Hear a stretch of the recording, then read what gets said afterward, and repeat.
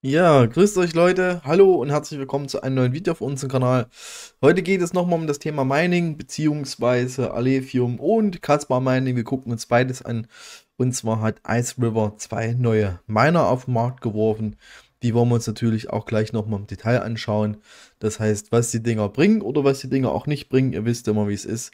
Und ich würde sagen, wir starten einfach mal rein. Ja, ihr seht hier auf der Startseite von Ice River, also wichtig ist, die richtige Seite ist iceriver.io. Seht hier, es wurde jetzt der KS2 Lite und AL2 Lite released sozusagen auf den Markt geworfen. Das sind die Next Generation Home ASIC Miner. Ihr seht hier auch nochmal die Preise, also der KS2 Lite, das ist quasi ein Caspar Miner, 2 Terahash Leistung, 500 Watt Stromverbrauch, kostet 499 $ aktuell. Kommt natürlich noch ein bisschen Umsatz, Einfuhr, Umsatzsteuer etc. dazu, kennt ihr die Geschichte. Kommt aus Hongkong, der ganze Kram. Der AL2 Lite mit 2 Terahash, auch 500 Watt mit 1299 $. Ist schon etwas teurer, sage ich jetzt mal. Ja, seht ihr hier, Shipping Date, also quasi das Versanddatum ist geplant für den 15. bis 30. Oktober. Ja, und so sieht das Ding aus. Ja, also so, das ist die Rückseite. Vorne ist halt eben nur so ein, ich sag mal, so eine Vernetzung, so ungefähr, oder so Mesh, somit halt eben ein bisschen Luft für die Airflow sozusagen. Was ist neu, also was man hier so sehen kann, was ich relativ interessant finde, was interessant werden könnte, hier zum Beispiel, sieht für mich aus, als ob hier eine WLAN-Antenne irgendwann drauf geschraubt werden kann. Ihr seht halt eben auch hier nochmal, und das sieht aus wie ein Steckplatz für eine kleine, also Micro-SD-Karte. Und hier ist halt eben so, Netzteil ist schon eingebaut. Seht ihr hier, Kaltgeräte, Netzstecker habt ihr sicherlich noch zu Hause.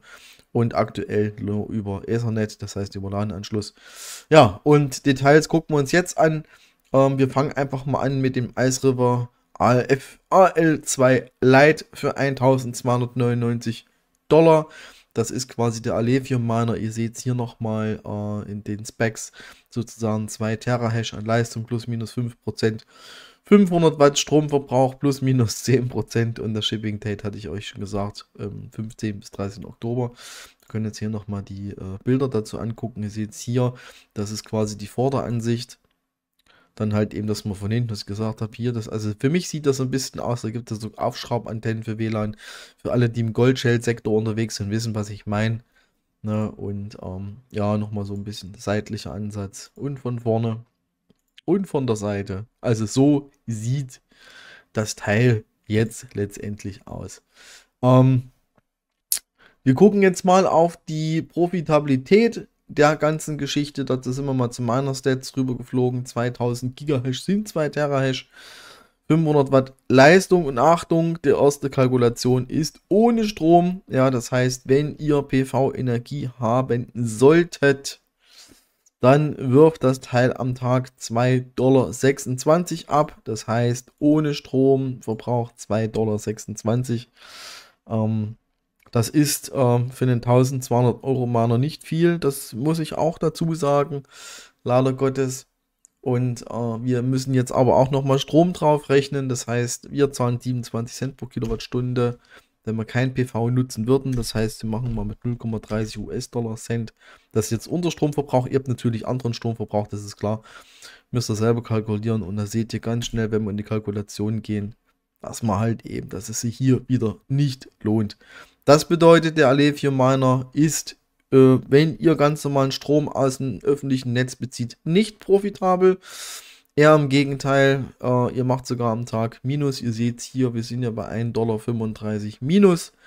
Das heißt, der Miner lohnt sich definitiv nicht. Also wie gesagt, wenn ihr Strom aus dem ganz normalen Netz ziehen solltet, wenn ihr eine PV-Anlage habt oder halt eben ein Balkonkraftwerk oder wie auch immer und ihr quasi kostenlos an Strom rankommt, seht ihr nochmal 2,23, 2,24 US-Dollar am Tag. Nachteil ist natürlich auch wieder, der Schwierigkeitsgrad wird steigen. Ihr kennt die Geschichte, haben wir ja bei anderen Netzwerken auch schon, ganz schlimm ist es bei Caspar aktuell. So sieht es aktuell aus. Wie gesagt, leider Gottes nicht profitabel für alle, die Strom aus dem normalen Netz beziehen. Ja, dann gucken wir uns mal die nächste Kiste an. Das ist der Ice River KS2, also KS2 Lite für 499 $ sozusagen. Auch hier Bilder, sieht eigentlich genauso aus. Ich denke mal, Wer den kleinen, also wer die kleinen Home Miner von Ice River kennt, die schwarzen Kisten da sozusagen, wird genau das gleiche sein. Die sehen alle gleich aus, sind halt eben nur andere ASICS-Chips drin. Auch hier nochmal genau die gleiche Ansicht, sage ich jetzt mal. Ich meine, mir gefällt der soll auch relativ leise sein. Ich hätte mir gerne mal ein Live angeschaut. Aber ja, wir kommen auch gleich nochmal genau auf die Specs drauf zu. Also seht hier auch nochmal, das heißt 2 Terahash. Das heißt, der ist 5-mal so schnell wie der KS0 Ultra. Das heißt, ihr könnt euch dann quasi ausrechnen, dass ihr anstatt 3, ich sag mal so, was kriegt man so am Tag? 2 bis 3 Kasper mittlerweile nur noch, das mal 5, 12, 13, 14. Ich habe es gleich nochmal woanders ausgerechnet. Gucken wir uns an, was bei rumkommt. Effektiv bei 500 Watt Leistung.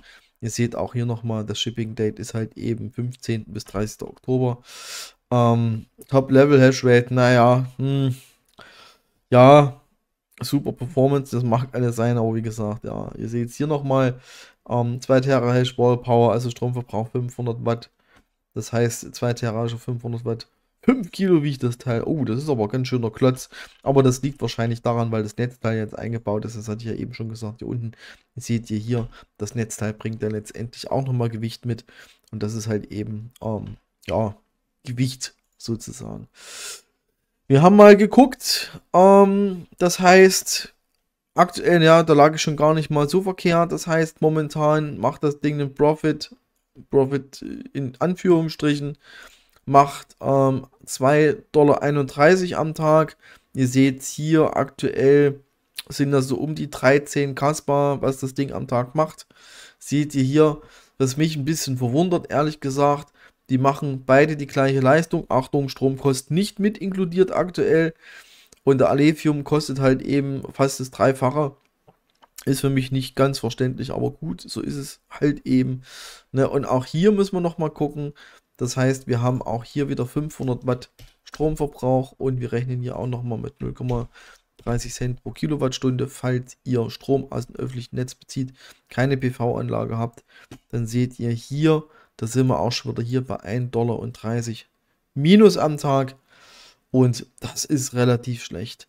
Was natürlich noch schwieriger ist, in Anführungsstrichen, dass auch, wenn die ganzen Miner wieder auf den Markt geworfen werden, der Schwierigkeitsgrad natürlich wieder nach oben steigen wird.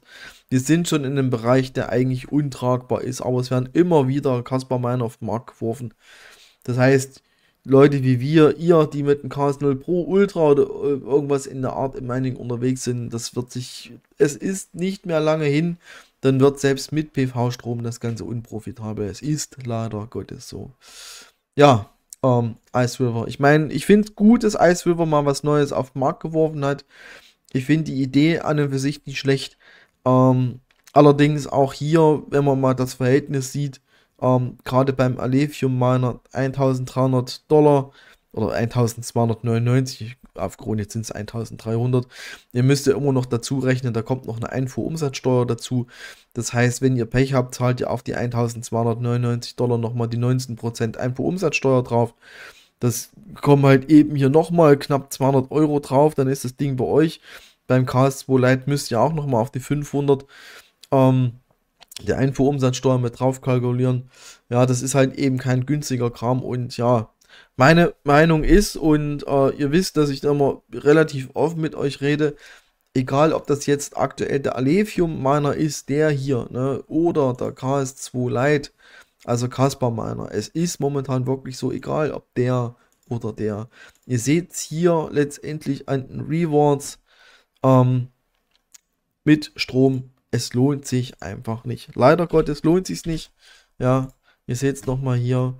Ihr seht es, hier machen wir 1,35 $ Nasse am Tag. Hier machen wir auch 1,30 $ Nasse am Tag.